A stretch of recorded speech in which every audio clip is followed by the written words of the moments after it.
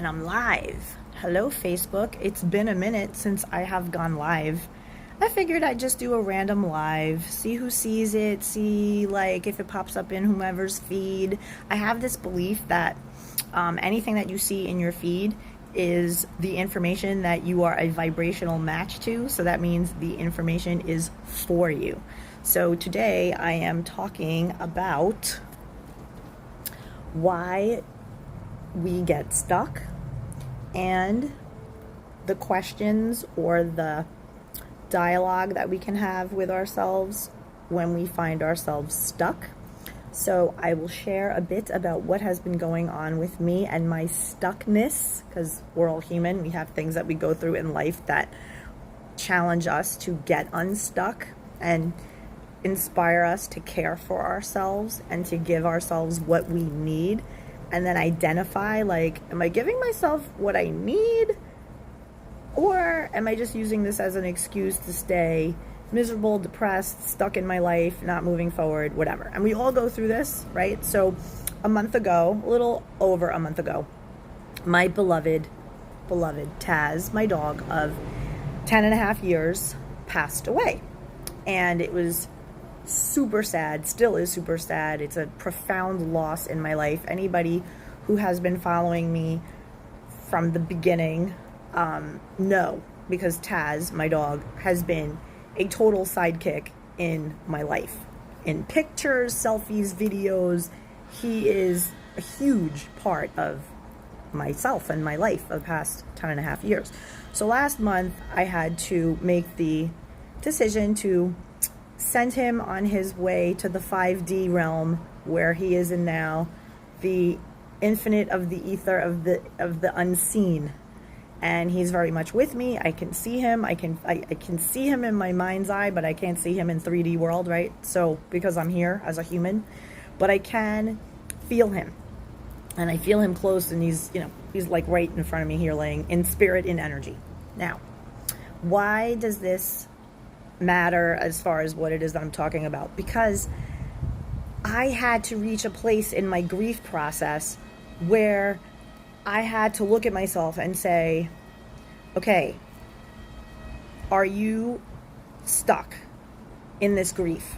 Are you moving through it in a healthy way? Are you making excuses for not doing what you need to do, or better said, the things that you want to do, right? For my business, for my future, all the things that I have been called to do. So I was going back and forth with this, and part of me, for the first couple of weeks after Taz's passing, I declared, based on the two important questions, write this down because they're the super important fundamental questions that when you start asking yourself these two questions, you're going to change the game on how you care for yourself in your life, and therefore how you allow other people to treat you in life, okay? And they are this, so write them down. First question is, how do I feel? And the second question is, what do I need?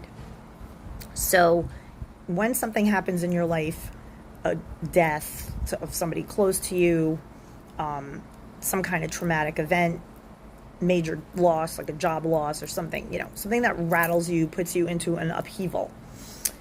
Asking yourself, how do I feel? And being with that and giving yourself an honest answer. I feel sad. I feel crappy. I feel like I'm in a fog, or whatever. Put words to your feelings. And then the second question is, what do I need?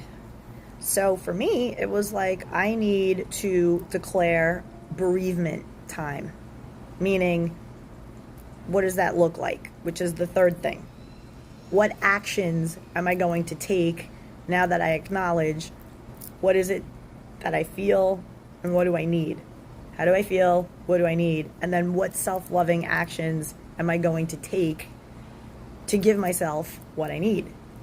Okay, so it's the 3-step thing to self-care. It's awesome. And if I am not applying this to myself in my times of upheaval, then what kind of life coach am I, right? If I'm not going to share authentically like what's been going on in my life.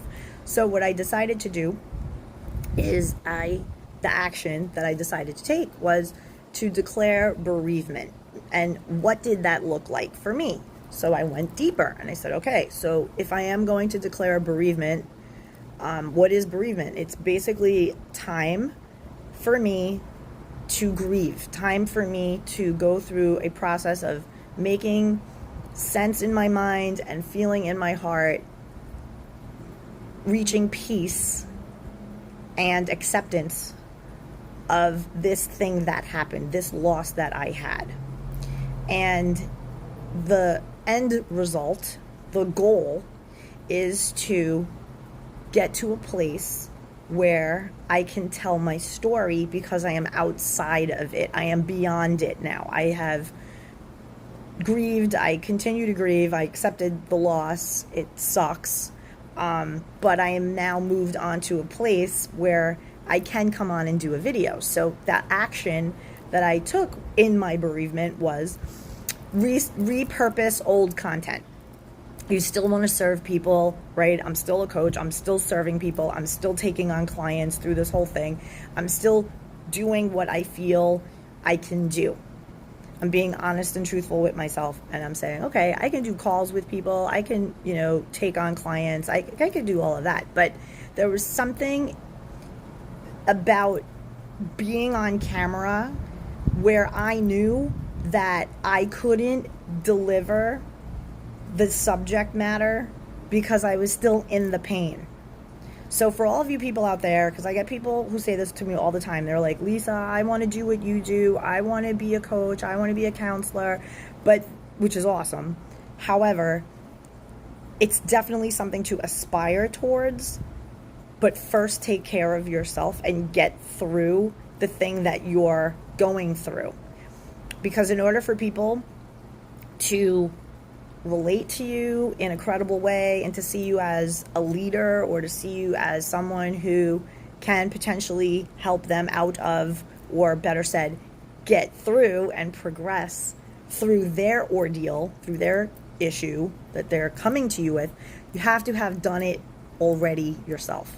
So that then you can say, well, here's how I did it. This was when I was in this dark, awful place, whether it be grief, whether it be getting over a divorce, whether it be getting over a toxic relationship, establishing boundaries with family, whatever thing it was that you had to do yourself, then and only then are you able to share the genuine wisdom and the steps that you took to overcome it and get outside of it. Now I am outside of it. I'm still sad. Trust me, there are times where I'll just have a wave of grief come over me while I'm just crying and I miss my dog and I get super sad. And then I have allowed myself to create new mental pathways to self-soothe when I go down these thoughts of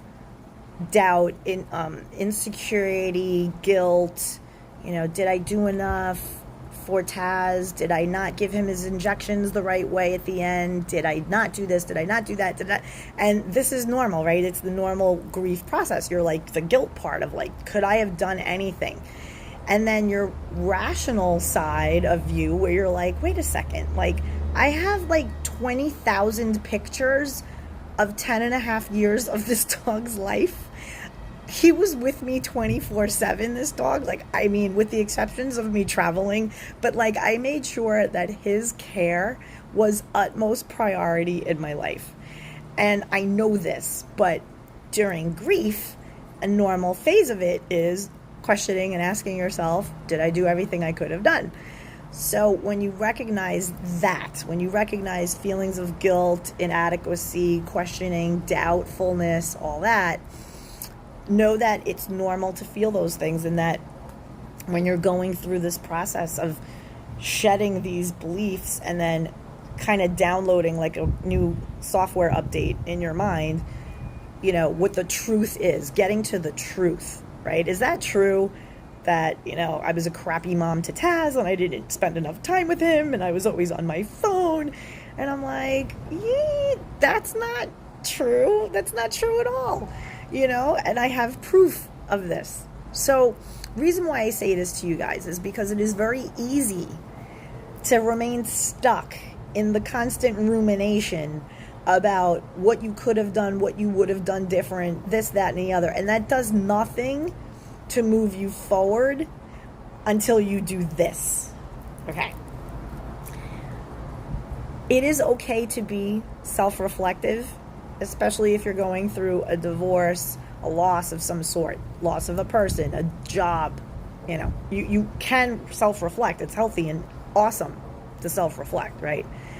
However, there comes a point where you say to yourself, okay, I did all of this self-reflection, and even if these things were true, let's suppose that I wanted to believe my internal mental fuckery and bullshit about the kind of mom I was to Taz, right? Let's say I wanted to entertain those thoughts in a powerful way.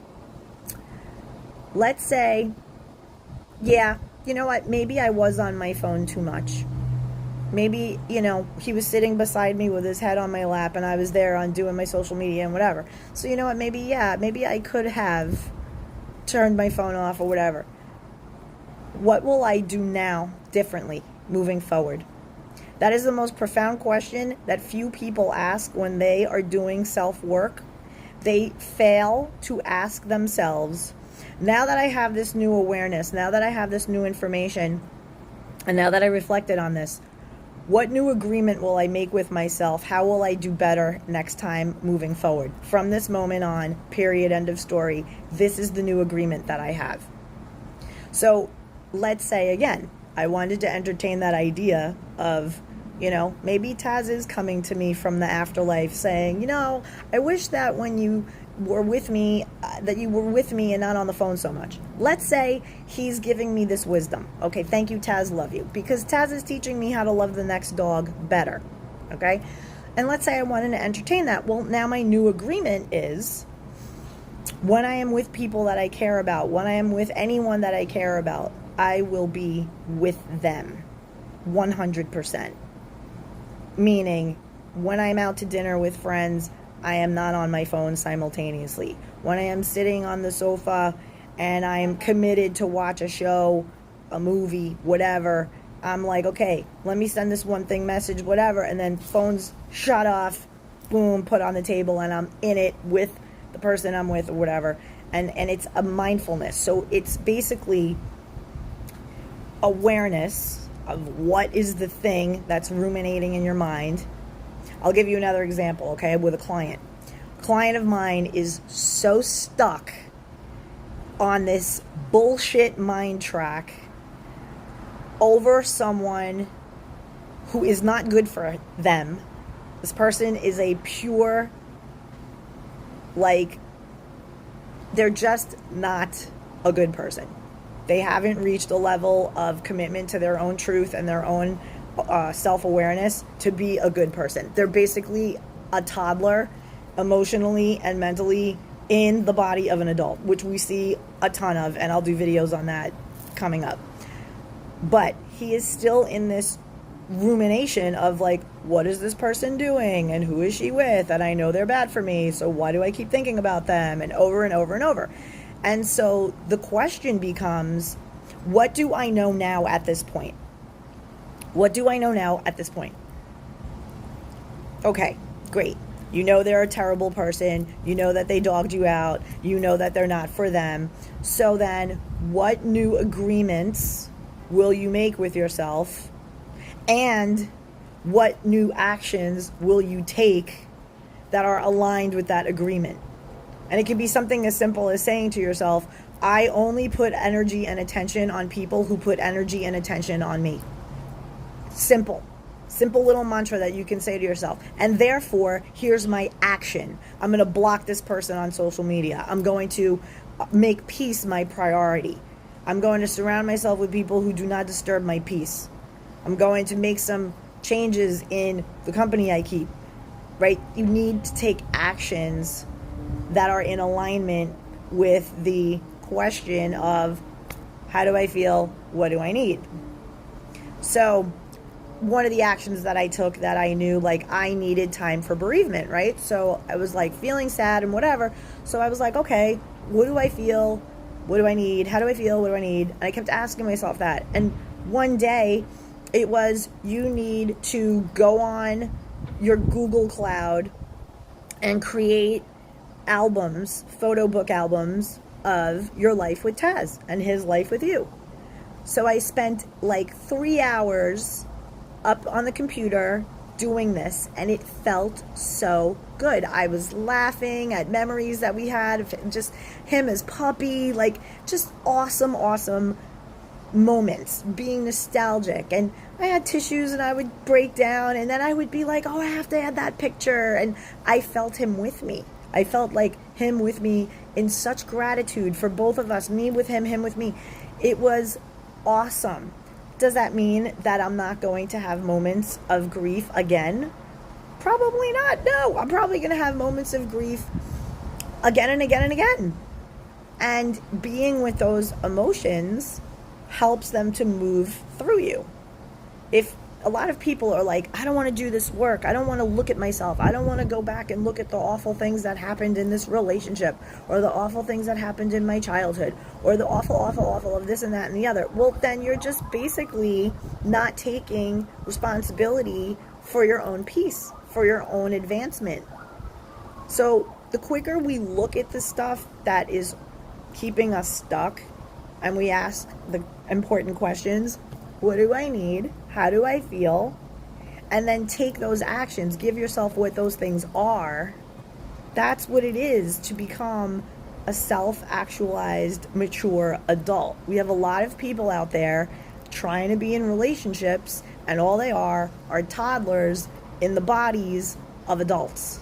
But emotionally and mentally, spiritually, they are not willing, they're not evolved, they're not willing to be with the truth of what they're going through and have a commitment to making positive change. They want to sit in it. They want to be in it. They identify with it. Right? So let's say you're in a relationship and the person's narcissistic and toxic, right? And that becomes your new identity of a victim. Right? Like, think of it with me and Taz. I could easily be like, oh my God, grieving a dog is too hard. It's too hard. It's horrible. I never want to be in a position to feel this way again because I'm never going to adopt another animal ever. It's too hard. It's too hard. Stop it. I would never say that in a million years.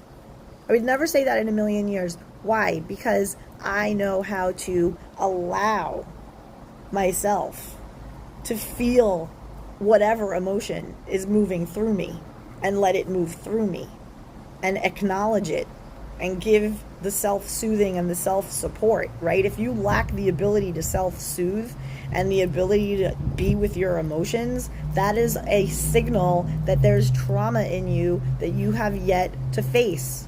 Haven't faced your shit. And we all have our shit. We all have our shit. Let me tell you what. One of the things that I noticed that was so difficult about this grief process that I have been going through with Taz is the level of loss was akin to my divorce.